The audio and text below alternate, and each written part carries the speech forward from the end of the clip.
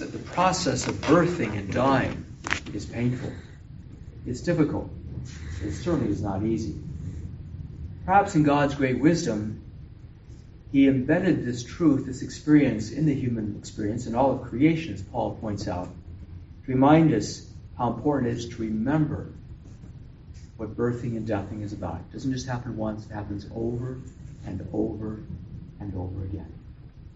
So here is Jesus, a master teacher, observing and noticing this great, deep truth that the Creator has given us.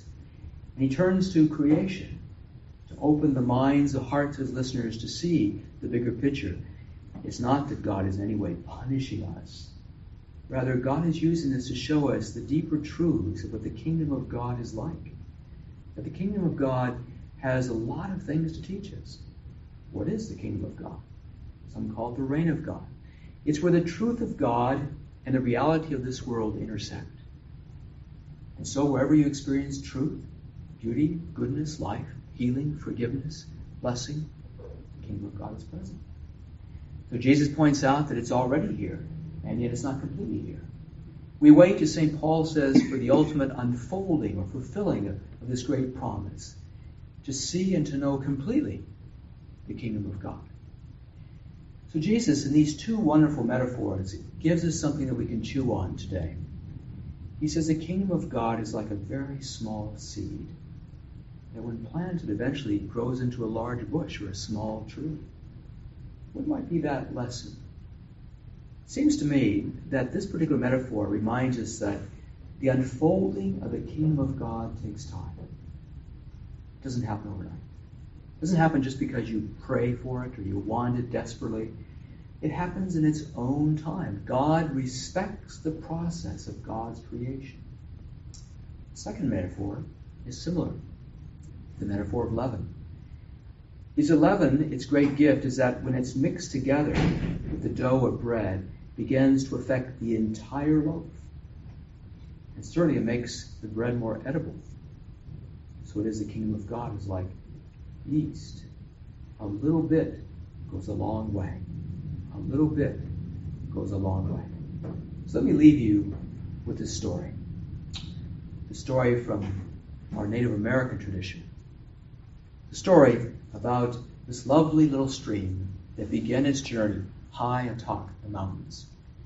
And then as it made its ways down, it got larger and wider and deeper as more little streams and rivulets began to join this main flow of this water. By the time it got to the base of the mountains, it was a huge river. And it began to think, look at how powerful I am, how big and strong I am. Nothing can stand in my way. And sure enough, wherever it went, it began to knock over rocks and boulders and even trees. But then it came to the edge of something it had never seen before. We would call it a desert. And as hard as it threw itself against the sand, it just disappeared.